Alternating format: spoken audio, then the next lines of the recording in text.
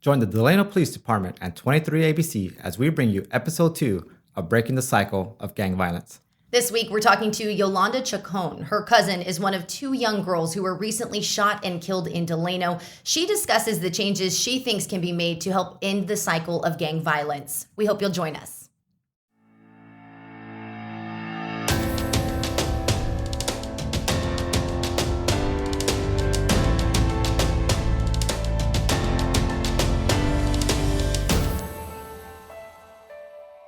Hi, and welcome back to Breaking the Cycle of Gang Violence, where we are talking to people who have been directly impacted by gang violence here in our community. This is episode 2, and I'm going to turn it over to Joe to give us some insight about our guest today.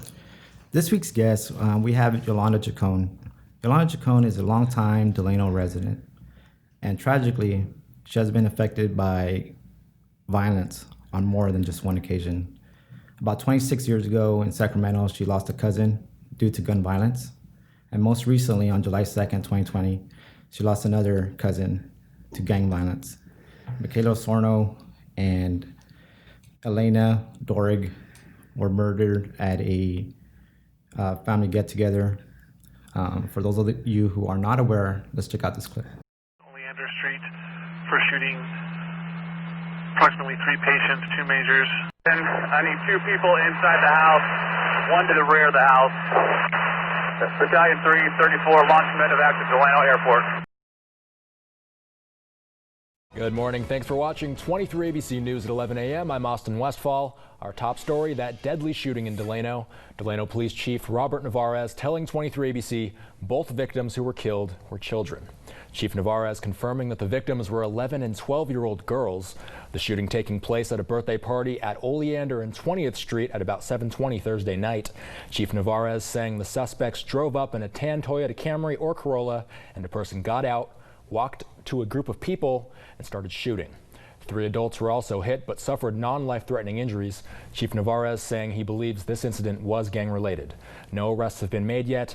Anyone with information about this shooting is urged to call Delano PD at 721-3377. Okay, so that was just a little bit of a recap from some of the news coverage that happened the morning after the incident occurred. So Yolanda joining us now, and thank you so much for being here. I know this is not something that is easy to talk about, that's for sure, but I'm hoping that it'll be important and someone will be able to connect with you and hear your story and hopefully make a difference for the future. So I would like to, if you're okay with it, kind of start from the night that Michaela was killed, and how you found out about it and kind of how that night transpired for you. On the night that Michaela was killed, I was at home, of course, and I got a text from my sister, and it was about after 7. It had just happened, and I immediately put on the Facebook, Delano Now. I went there, and it just so happened that they were recording live, and the bodies were still there, and the police officers were there, and it was the crime scene. And we were waiting to get confirmation. We heard that she had been shot, and we weren't sure. So we were waiting for confirmation, and the whole process was very confusing. And being that it was a crime scene and the body was at the coroner's office, there was, some situations that had to happen before she could be identified. So it was really chaotic, and just the fear of, was it her, wasn't it her, and just that anybody was murdered was just crazy, because as you know, in Delano, we've had 9 deaths since January. And I'd like to mention the 9 folks. Sure. Just take a moment. And of course, we know Michaela and Ileana. And then there was Angel, Manuel Haro, he was 15. Michael Ernest Marroquin, he was 21. Abraham Romero, 16. Adam Rene Guillen, 21. Nayeli Carrillo Gonzalez, she was 19. So on the night that Michaela was murdered, it was just sent another shock, through our community, that we had lost 2 more angels. And so every day after that, it was kind of like going through a fog. just kind of going through the motions. And as Joe mentioned earlier, our first family death of this type was 26 years ago. We had a cousin in Sacramento that was about to graduate. His whole life was in front of him, and he too was at a party, and somebody came and shot, and 3 youth were shot at that time, and he was the only one that was murdered. And it's something that indescribable, and especially for the mothers. I'm talking for Michaela's mother and for my aunt Tilly, who's the mother of the other person. It's something that it takes a lot to get through, and prayers to all the mothers that are suffering through this, and my good friend Lydia Salazar Rodriguez, this community is very tight. We grew up with each other in elementary school. Our grandparents knew each other. They worked in the fields together, so we're very tightly interwoven or intermarriages or related in some kind of way or the other, and we're just tightly woven that way, and so the whole community is grieving. And it's something that it's going to take quite a while to get through. I want to talk a little bit about the difference, because anytime someone loses someone so suddenly, it's shocking and it's hard to comprehend. But I think when it happens from gun violence, gang violence versus, say, a car accident that was completely accidental, I think that's different. Do you want to talk about what the difference was in not only knowing that she was gone, but the way that she was taken? The way that she was taken is just so painful and tragic, because had it been an accident or an illness like cancer or something, those are things that, are acts of God, and you do what you can through medication, and accidents, they can't be foreseen. But gun violence is just so rampant in our community and in our surrounding communities these days. And that is what's really painful, that so many youth are killing each other. And I really feel that we can't look away from it. We can't think it's going to go away without doing something concrete for our youth. We need to save our youth. There's so many that are under fire and are vulnerable. I mean, kids can't even be at a party, under COVID, nobody should be at parties. We should all be home with our mask and safe distancing and staying safe. Just want to make sure I get that out there. But, for a child to be afraid to play in their own front yard.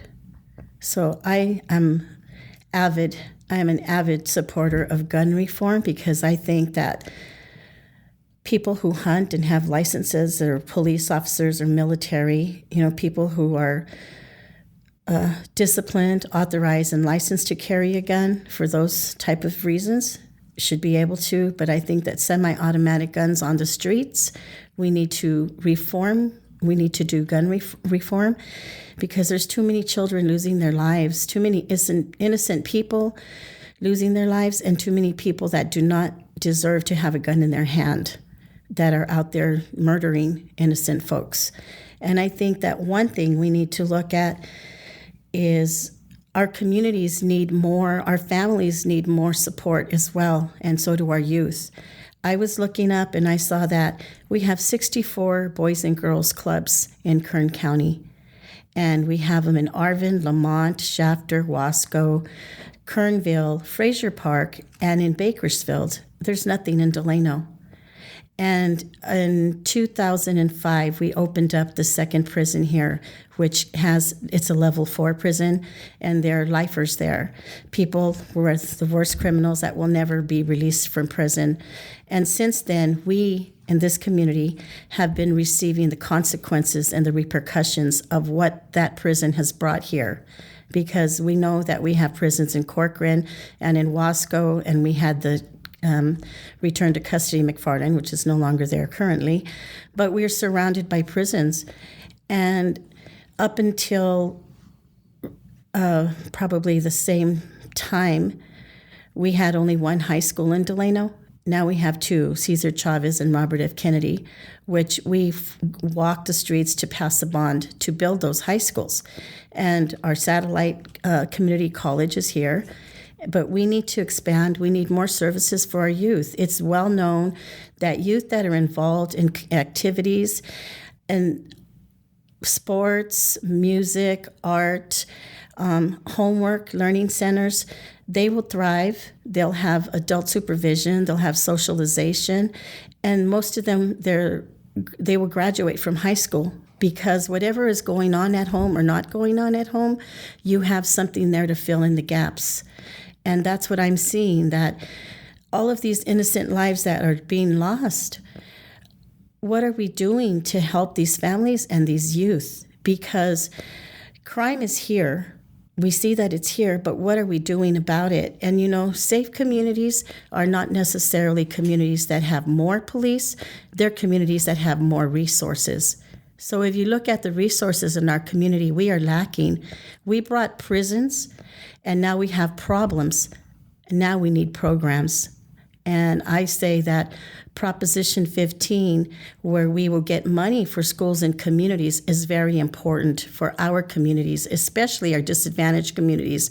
We have many parents working in the fields, and they're barely able to put food on the table. And especially if they're essential workers, they live in fear every day of being deported. How hard is it to go out there and advocate knowing that you might be taken and separated from your own family? So our communities have a lot of issues going on right now. Aside from many without jobs and no income, all of these affect what's going on. It's not that parents are negligent to their children. Sometimes they're working 2 jobs or they're single mothers. Michaela, she had so many dreams. She was an honor student. She had right here in this picture, this was her achievement. She had got honor roll.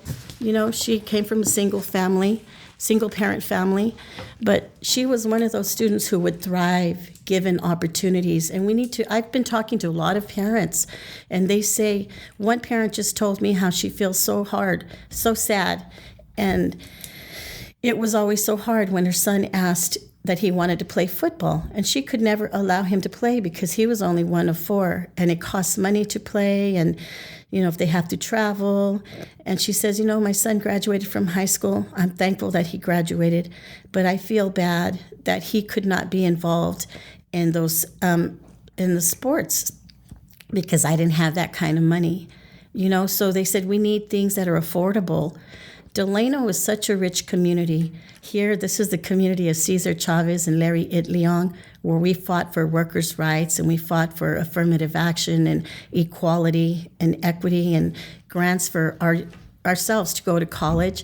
And, the most important thing that I remember during that time, because my mother was a striker and a farm worker, and she took me to the fields, so I'd learned the value of working hard and of finding an education, right? And I think of when Cesar was fasting so that we would be disciplined and be nonviolent in the struggle, because there was violence during those days and we were under attack. And he fasted and we had mass and we prayed. We had a strong faith. And I think that the one day when Robert Kennedy was here and he said, one day when your children become doctors and lawyers and teachers and they take their rightful place in history, nobody will be prouder than you.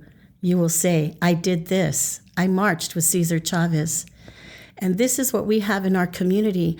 And there's so many youth here that don't even know.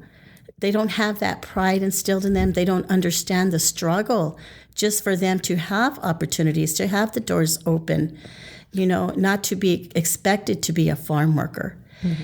And I come from this community. I myself am a high school dropout. I went to the 9th grade and I got my GED. But thankfully, many of the skills that I learned in the union by telling our story, by watching the politics change, by getting people elected, by registering people to vote, by voting, we changed the landscape of California forever, and we changed the landscape throughout the United States, because as California goes, so do the others, as we know. And I have been very blessed and grateful to be able to go to Washington, D.C., to the Niagara Falls, to the Grand Canyon, to many places that I never even knew existed or thought of or believed that I would reach. But through working hard, through diligence, one thing somebody told me is always tell the truth, be honest, and have integrity, and volunteer.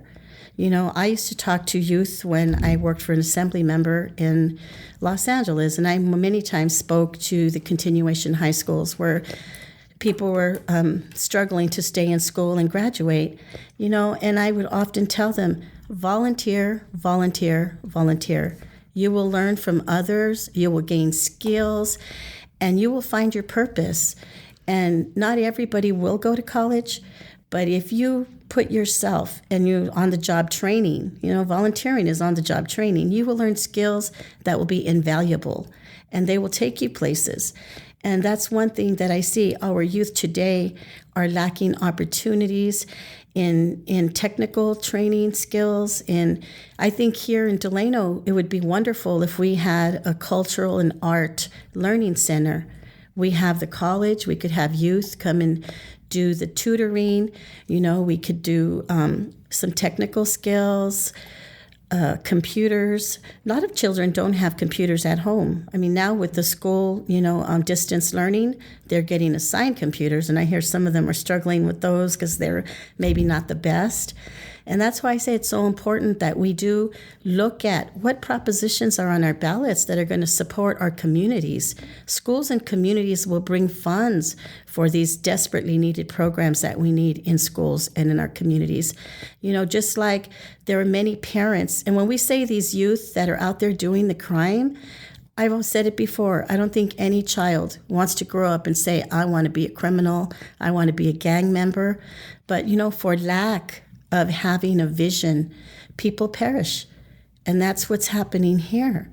And so I want to go in on that point. So I want to make sure I understand correctly. You believe that the root of this problem is starting at that youth age, whether that's a lack of activities that they're involved in, parents are busy because they're trying to work, sometimes single parent households. That's where you believe the root of the problem is coming from. I do. And I do know that there are homes that are troubled, and how can you help your child when you can't help yourself? So that's where we need more community outreach. We need an outreach program. I know of a friend who worked, I don't know, it was SB 68, I believe was the program in school. And her job, she's got so many successful testimonies of youth where she accompanied them. Some of them had problems with probation, or they maybe had a potential of leaving school because they were a young mother, or other different situations that they might have going on. And her job was to work with them, give them support, make sure they showed up to their court dates so that they wouldn't be a failure to appear and end up in the system. And there are so many that have come back to her and they tell her, thank you for caring. Thank you for caring. I'm now married. I have a successful job. I have children. You made a difference in my life. So that tells me that restorative justice does work. Restorative justice does work. When we look at what it costs to incarcerate an adult, it's $62,000 a year. $62,000 a year. And it costs only $9,000 to educate a child. Wouldn't we want to invest on the front end rather than on the back end? The irony is it costs $233,000 to incarcerate a youth. The $62,000 was for an adult. So it $233,000 for youth. Why do you think then some of those people, the testimony that it worked out for them, that they were able to be helped even if they started to slip because of disadvantages they were facing, why do you think that doesn't work for everyone? Well, I think that it might not work for everyone, but there are different types of programs for depending at how high risk that student is. Might be a little further on down the, for that person. And I have a sister who recently retired from being a correctional officer. And she told me about a program in the prison. It's called EDGE, and they bring in the youth and they show them, what happens when you choose to take that life, that you will end up in a 6 feet under in a grave, or in a 6x9 cell. And if you don't like taking orders, believe me, all day long you're being ordered when to come out, when to go in, when to eat, when to go out and get a little sun, your whole life. And imagine being in there for the rest of your life from being a youth. And so some of those folks, I think they need a different type of a program to help them see the reality. I worked in a city, Baldwin Park, for Assemblymember Ed Hernandez a few years ago, and they had a program there. It was called Pride Platoon, where they worked with those at-risk youth, and they were able to be identified by their teachers, by their parents, by somebody who cared, a neighbor, anybody, even a probation officer. And it was like a very extensive program. It was like from 14 to, I would say, 18, about 14 weeks. And the parents would come to a few of the meetings. And they brought in folks like ourselves to speak and mentor the youth, to talk about how not everybody goes to college, and you can still be successful and be a law-abiding citizen and have a flourishing life, right, and thrive. And so they bring in different folks to talk and tell their stories, and then they take them out to do activities and even to the morgue, so they see where these vatos end up, And I have friends who are leaders too. I consider myself a leader, and I have friends who are leaders.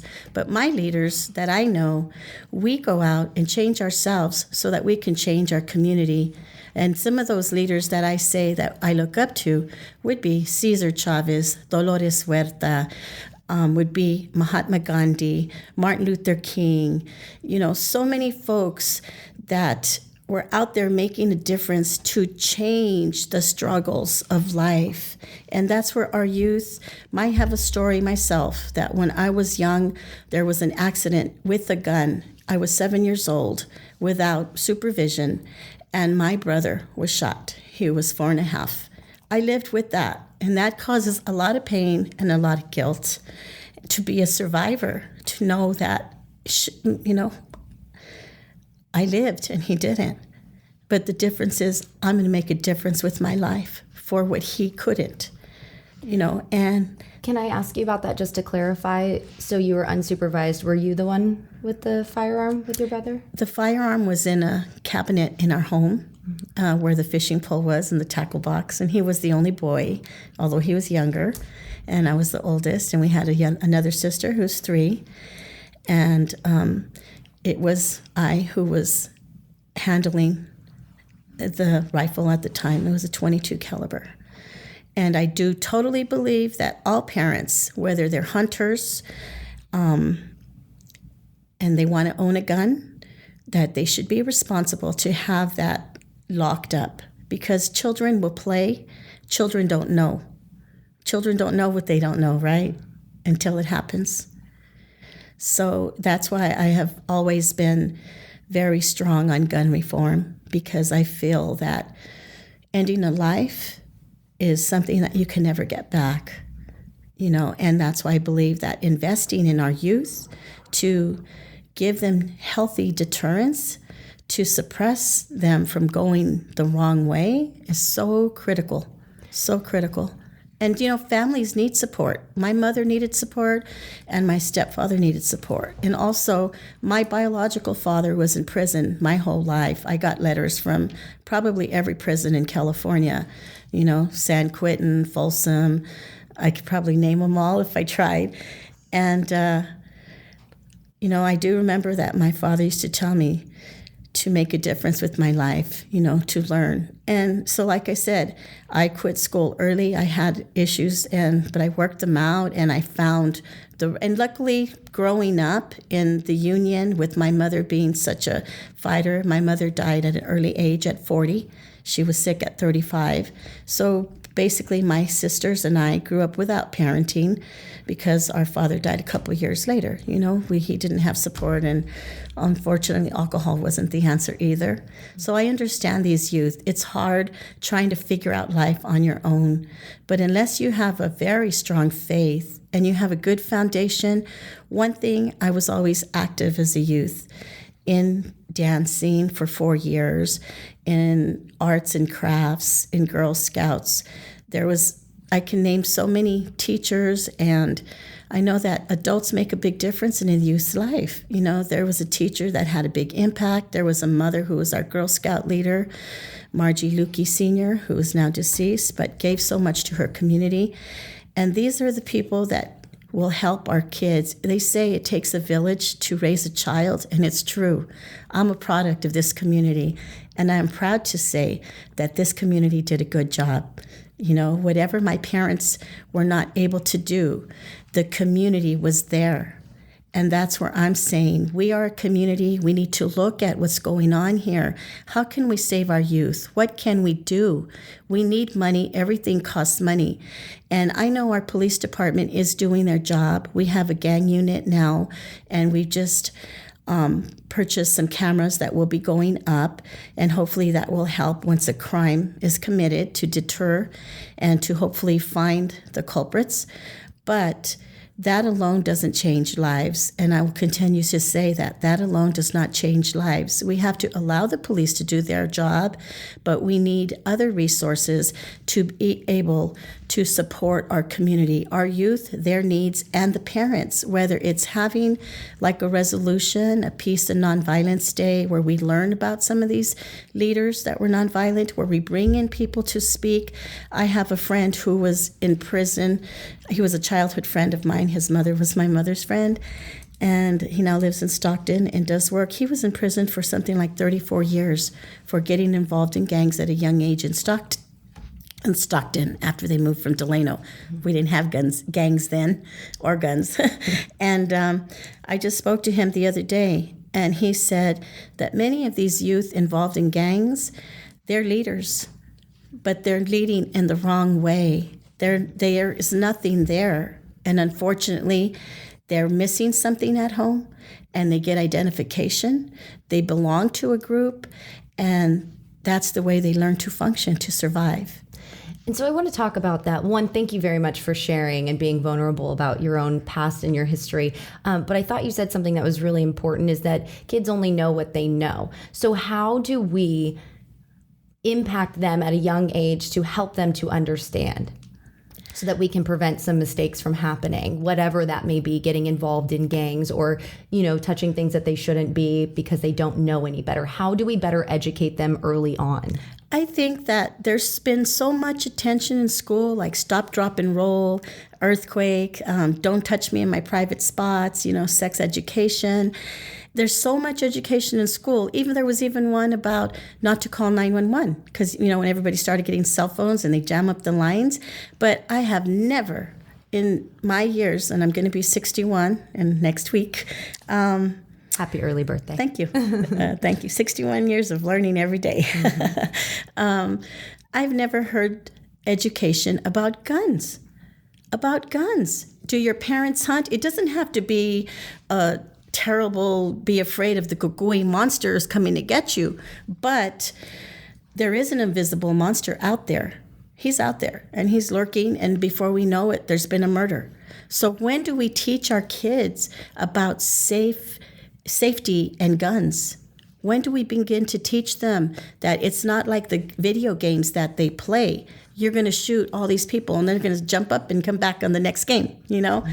So that death is forever. And whether it's, like I said, I would like to see curriculum or a resolution where you work with a day for the families of peace and unity and the youth. Maybe you have a mother telling their story about their loss, because the pain that a mother feels, that a family feels when you lose somebody to murder, they were taken from you. Their life was just in the bloom of the flower, and it was cut short.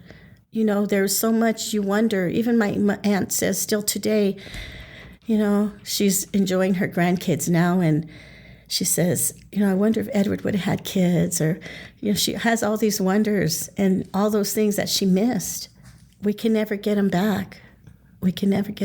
And I think we need to really start talking reality to our youth. And I'm sure there's a way. I have a friend who's running for school board in Imperial Valley, and she was a mother who lost her son. He was also a senior, a football player. Ironically, her husband's a correction officer, and her daughter was a cheerleader, and she's a teacher. Well, she has introduced curriculum and also other activities. And I'm looking at some of these other programs and what works and what's positive and what will help, because that's what we need to do. All of us stakeholders, which is everybody, because these are not somebody else's kids. These are our kids. This is our community. And taking back our community, it does mean prayer, but it also means action. Faith in action. Faith without action is dead works. We need to put action behind our words. We need to really look at saving our youth and what needs to be done. Like I said, we have all these prisons here, but we have a lack of programs. And I understand our cities have small budgets, but we need to be creative and figure out where the grants are. Like I said, there's Proposition 15. People really need to educate themselves on it. It's really taxing the large corporations that have not been paying their fair share. They've been grandfathered in. And those of us who own homes, we pay taxes, and we don't make money off of our homes. We live there.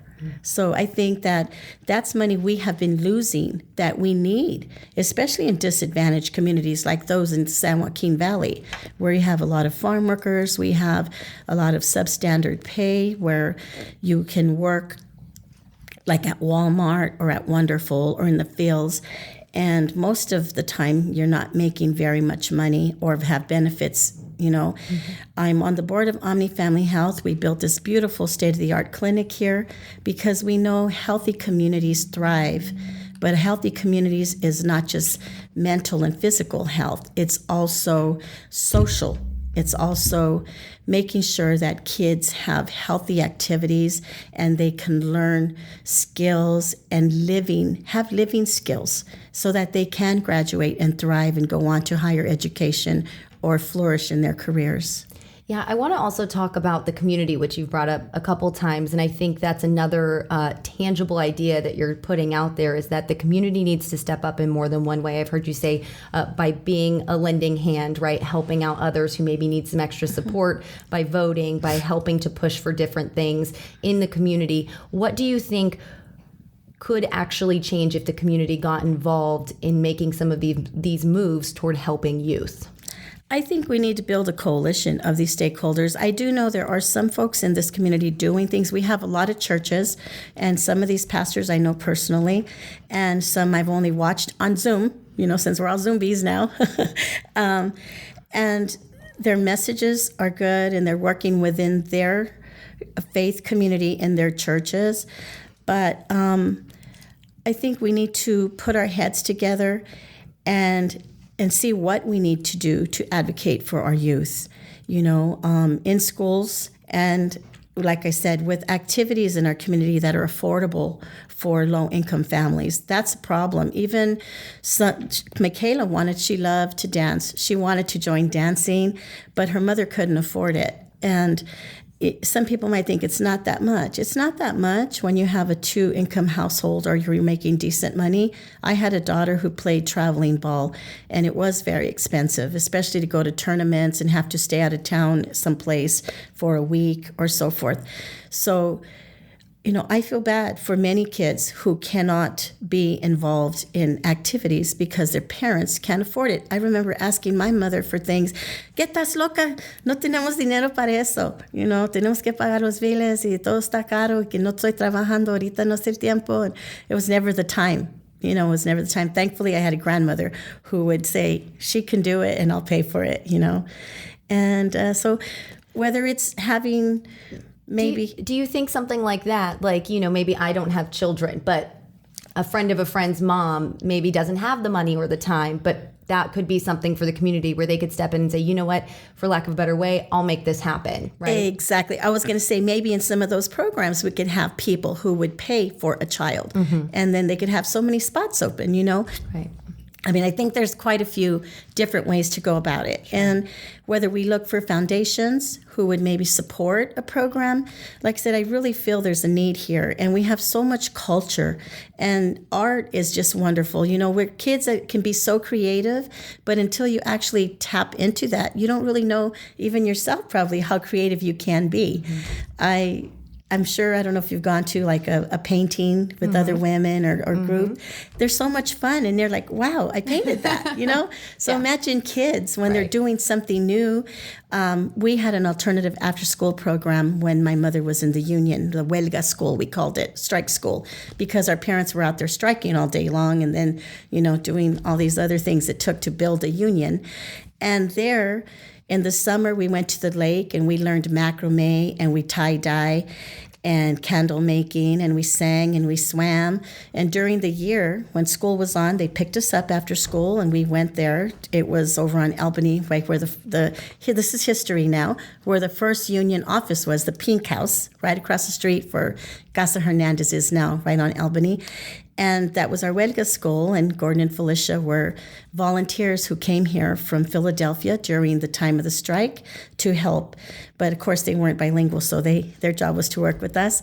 But they assisted us with our homework. I remember reading Rodolfo Anaya, Bless Me Ultima. I was probably like in 6th grade. And I hear that people read those books like in Chicano studies in college. I never went to college, so that was my college. I like to say that Cesar Chavez and Dolores Huerta were my professors, and that I went to the University of the United Farm Workers, where my mother and my tias and my neighbors in my community were my first teachers, because they taught me how to speak up, how to stand up, how to struggle, but how to struggle together in a united way to make things better. And that's my dream for our youth, that they will learn to find within themselves their own voices, that they will know that there's more out there for them to achieve, to become, to dream. I used to ask the youth, if you could be whatever you want to be when you grow up, when I used to speak to them at the continuation high schools, and I kid you not, half of the girls would raise their hand and they say they wanted to be in child development. And then the other half, for the guys, would say mechanics. And I would say like, no, wait a minute, let's do this again. Okay, if you could be whatever you wanted to be, forget about the education it takes to do the job. What would you be? The answers were so different. They wanted to be in oceanography. They wanted to be in sports medicine. They wanted to do, there were just so many varied, and I said, well, you can. You find an organization or you find someone who does that, and you offer to volunteer.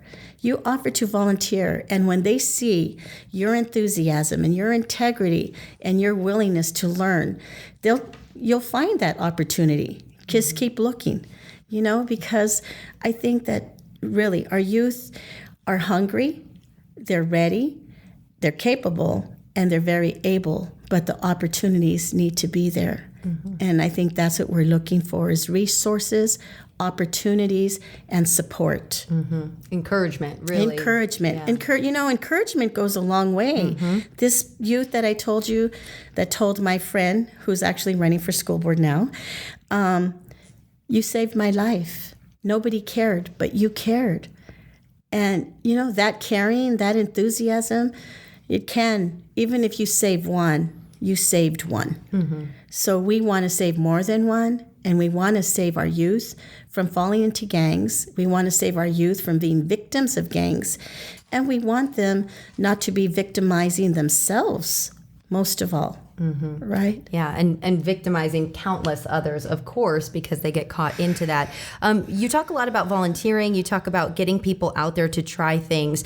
You've talked about gun reform. What would you do in a perfect world if you had a magic wand and 3 wishes that you believe would change the trajectory of these children's lives to break that cycle of gang violence? What would be maybe the top 3 things on your list that you would do? The top 3 things that I would do is I think my heart's dream or desire would be to have a cultural art and learning center here, so that the youth will learn about Larry Itliong, Brother Larry Itliong. We have a very large community, Filipino community here, and of course Latino community, to know what Cesar Chavez didn't go to college. He barely went to high school, and he was a veteran of the Navy, which there's a Navy ship, christened after him, the USS Cesar Chavez. And I think that our youth need to learn about our own indigenous history, where we come from, to learn that we're not displaced people. We are people of the earth. We're people of this United States of America. Before the genocide, we are the first people. You know, I come from Yaqui people and Tarahumara people, and many of our youth, even now, when you fill out some questionnaires, they ask your race and they say white, black, you know, but they don't say, they say American Indian. But how many people even identify with that? Because it's been erased. And the more you erase the truth, the less you know who you are. Mm-hmm. So I think that a center where youth can learn about creativity and culture and art, find pride in themselves, and have support to do homework, and also have pláticas. Pláticas are so important. When you trust somebody and you build that relationship with them and you talk about even baking cupcakes, you can have good pláticas, good dialogue about a million things. I've worked with youth just doing projects, small projects. They turn out to be bigger, but that's the way that I can build a relationship with them and plant seeds of ideas, seeds of potential, seeds of growth and thriving, or tell them how beautiful this place is. Just wait till you grow up and you can go there. Right. You know, planting seeds of dreams and desires, because sometimes people's lives are so vague and foggy that they don't have these dreams for themselves. They don't know how can they accomplish that. They see only what they, oops, I'm sorry. It's okay. They see only what they see, which is, you know, my parents don't have money to send me to this. I can't afford that. So that's what they know. The center would help resolve some of that. So that's wish number one. What would be your two other? Two others. What else do you think would really break that cycle of gang violence, especially since you believe it's really starting at the youth? I think working with the parents as well, getting parents to understand what that is. Some parents, people wonder, how can parents not know what their kids are doing? But some parents are naive, because there are kids who hide what they do in the streets to what they are at home. And so we need to educate parents also to look for the signs and to actually learn how to communicate with their kids, to have, I know that sometimes the oppression is just so heavy, and people, they come home, they have to wash and cook, and, we don't even know. I've been to so many homes doing house visits, organizing farm workers, housekeepers, and many different industries, and the way that some of these families have to live. And when you go home at the end of the day and it's peaceful and quiet, you can think, you can create. There's so many things you can do in your own environment. And when you stop and think about families that are living in an environment, sometimes with 2 or 3 families in there, because that's what it costs to be able to survive, paying the rent on such little money, such small incomes. The kids have no space of their own. They have no quiet time. Sometimes you can't even do your own homework, and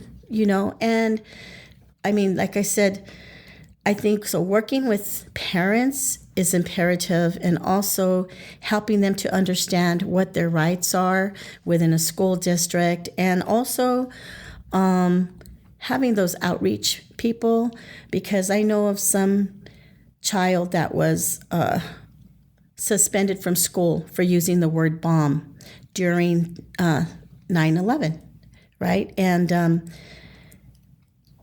his mother was very devastated, but of course, in a charter school, you have no rights. So she didn't have a choice.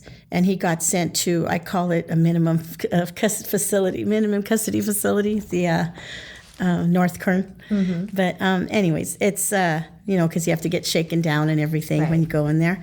But I don't think that child belonged there.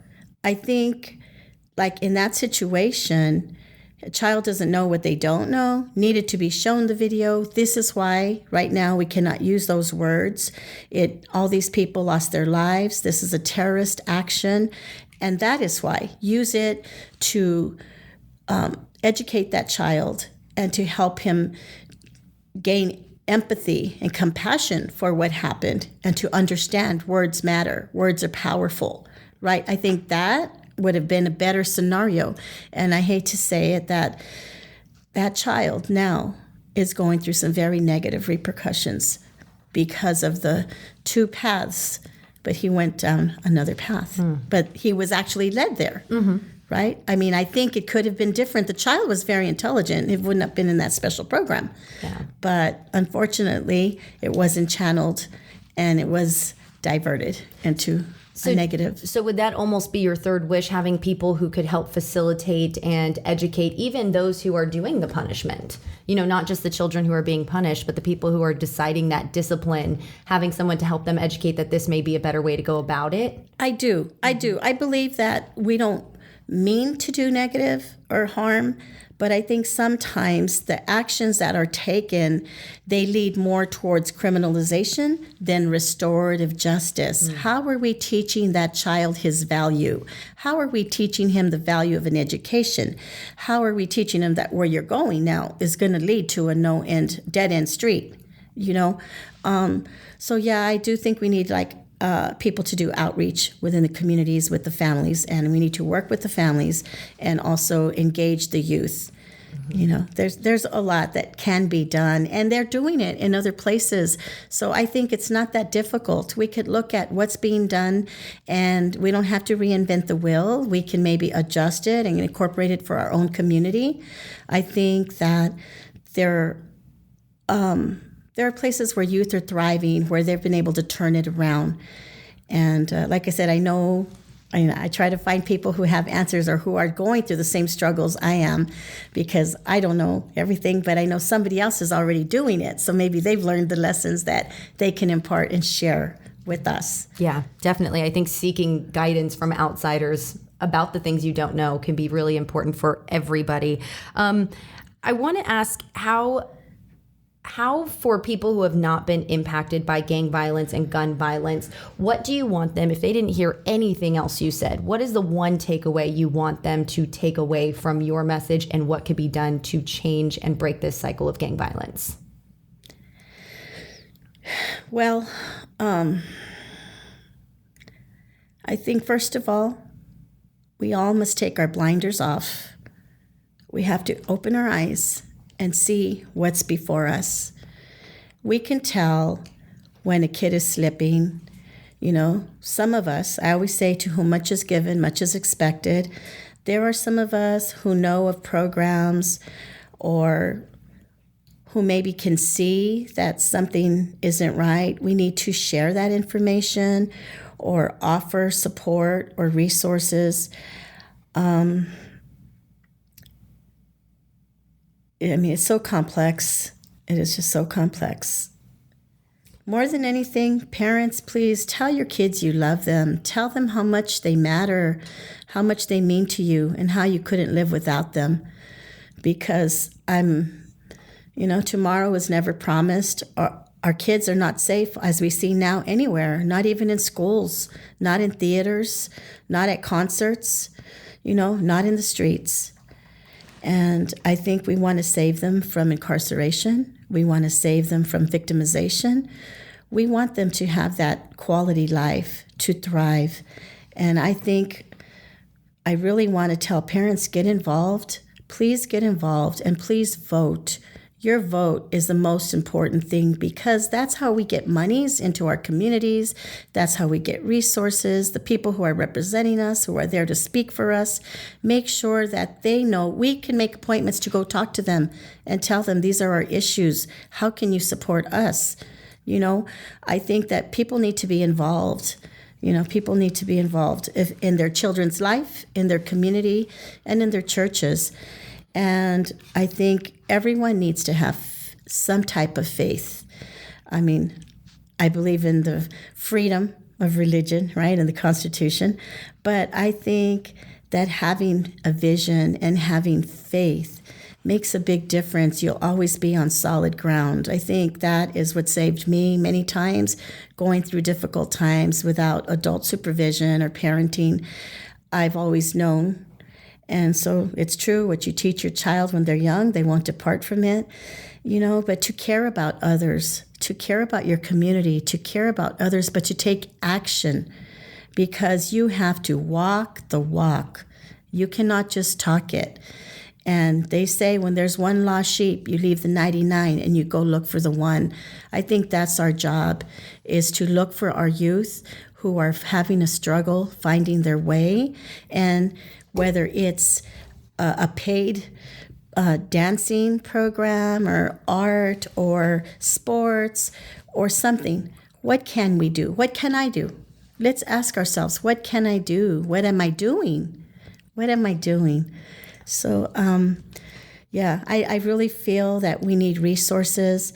And like I said, I don't believe that criminalization is the right way. I don't believe we should be penalizing our youth. And I think we should be giving them opportunities, and we should be giving them a vision of all those things that are before them that they can do, right? Perfect. I have one other question, then if you have any questions, but if you were chief of police for a day, what changes would you make? Or if you were chief of police permanently, what changes would you make, or what would you like to see done?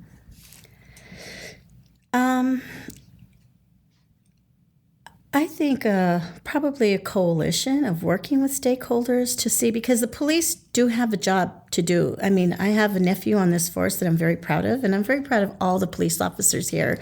I can say very truthfully that our police force is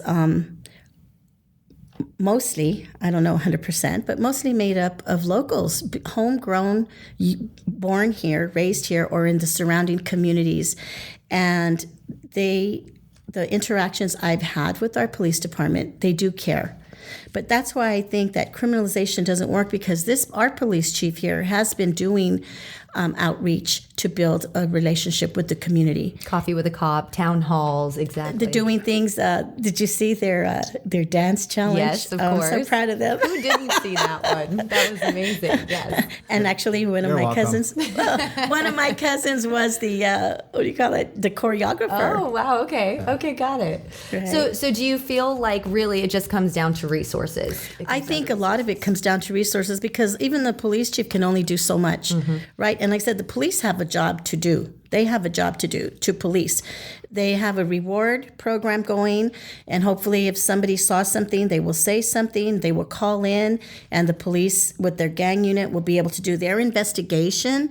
But some of these other avenues or prongs that per se do need funding, resources and opportunities. Those need funding. And even if I was a police chief, I couldn't pull that out of my hat, right? But possibly working together with stakeholders, maybe we can look for funding through a foundation or through grants or through the state, because I've been doing research as well on where there's money to be had and in what type of programs to suppress that there is money there. So I'm looking forward to seeing how we can build a coalition to do a collaborative of what and where, whether the city we do a resolution. We need to have more visibility on peace and nonviolence and talking about it. What is it? Is it just a word? What is it? Let's make it real. And like I said, our kids here in our community, we have examples, living, true examples. Some of them are still here today. And, some of our strikers that were there in the beginning on the front lines, they're now dying off, they're elder. But this is a very rich community. And like I said, we have prisons, we have problems, but now we need programs. Perfect. Do you have any other questions that I didn't touch on? No, I don't. I have one question, if you wouldn't mind weighing in on specifically, since this case ended up making headlines so loudly and largely for obvious reasons. I think for a lot of times for viewers and for outsiders, this happened more than a month ago, and unfortunately it's still unsolved at this point as far as saying an arrest was made. Right. For people on the outside who are not involved in the police work, what would you say to them about if they're saying we're not seeing anything happening? Well, I guess it's a biased opinion, because I see the work that's being done here. It's nonstop. We were out here till maybe 7 in the morning the night it happened, and just working diligently, writing search warrants, It's nonstop. I mean, we do share your pain. We share your anger. This angered us too. This was something that I've been here 15 years and I've never seen anything like this. And like I said, this hurt us. And the detectives assigned to the case are working diligently to have or attempt to try and solve this case. And we do need help. We do need the public's help. If anybody is saying anything or hearing anything about the case, even if it's a rumor, we'll take it, we'll investigate it. And they can call into the police department, remain anonymous. That phone number is area code 661-721-3369. Any information that we do get, we promise you, we're doing what we can to investigate that. And I know that sometimes it can also seem like it's a long process. Can you explain sometimes why it may take longer? Being in the news, I know that there are certain, for lack of a better word, benchmarks that you guys have to hit in order to make sure your case is solid. Can you kind of talk about what that process looks like behind the scenes? Yeah, the process is lengthy. Definitely, we have to prepare a case to take it to court if there is any suspect or suspects. We have to, for lack of a better term, dot the I's, cross the T's. So when we do get to court, we can get a conviction on these cases. And it does take a lot of work, diligent work, and so that's why it is a lengthy process. Sometimes we have to wait on search warrants to get back, or whatever the case may be, or even witnesses, victims. Witnesses. They move. Now we have to go locate them. It's various things that can happen. Mm-hmm. But once we do get information, we move as quickly as possible. We don't hold on to it. Yeah. So do you have any questions? Anything that you have while he's here? No, I actually know that what they've been doing a lot. They have been doing a lot. From teaming up with McFarland Police to form that gang unit, to the cameras. I mean, I know that the police department is doing their job. And like I said, I think we need to look at the infrastructure of our community within the schools and externally in activities to resources for our children, those that are not in gangs, and we don't want to go there, right? I think that is a big challenge. And like I said, we are surrounded by prisons, but our children, we want to go to universities or to have a job, but to have a healthy life and to live, and that is something that the police department and our community is facing. And like I said, our town is grieving. These were the most atrocious. I thought it was bad when all the others were murdered because they were all under the age of 19, 16, 20, 21, 15, and then 11 and 12. Like, when does it stop? I mean, this is not a way to live. This is not a way to gain notoriety. For all of you that might be thinking this is, you want to be in a prison for the rest of your life? You want to throw your life away? Your choices are your own. But please, I implore you, I beg, give our youth a chance, and please, if you did hear something or you know something, please call anonymously. There's a tip line. There's a reward out there. Help save more lives. We need to get those guns off the street, the illegal guns. We need them off the street. Nobody needs to have those type of weapons. 5 people were shot. It's amazing only 2 were murdered. But even those 2 was too many, and we're in the 8th month of 2020. And I'm hoping that 2020 is for good eyesight. I'm hoping that it means we're going to have a better vision, in the years to come. And hopefully we won't be talking about more murders. We'll be talking about the success stories of our youth. We'll be talking about the things that we're doing in our community.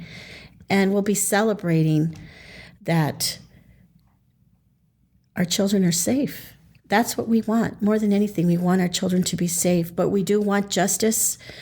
I'm using my anger and I'm using my frustration to see how can I be part of the solution? How can I support our community? The mothers that have lost their children, that are grieving, it's a process. We won't let their lives go in vain. We'll continue to work to help build a better support system for our youth. And like I said, the long arm of the law will find you. They will find you if you're out there doing things that are a negative impact to our community. You will find your place, and it's not a good place. So we hope that every youth out there that is listening will open their eyes to your life is your own. You have options, you have opportunities, take them. And if you can't find any, look for them. Speak up, speak out, ask for help, whatever it is that you need. Nothing is impossible. When you speak, you'll be heard. Knock and the door will be answered is what we're told, right? Mm-hmm. And I truly believe that there is a place for our youth, and we need to make the place where they can feel safe, where they can learn, where they could get support, where they could thrive. And more than anything, I think I really want to say that I want Michaela's life and Eliana's life and all the other youth, that their lives were not in vain. They were so important and they had so much to do and to give, and that we can hopefully have a more safe, secure community for our youth, today and tomorrow. Yeah, absolutely. Well, thank you so much for sharing. I appreciate it. Thank you again for joining us for week 2. The shooting deaths of Michaela Sorno, 11 years old, and Elena Dorick, 12 years old, remains open. Anybody with information, please contact the Delano Police Department at 661-721-3377. If you wish to remain anonymous, you can call the tip line at area code 661-721-3369.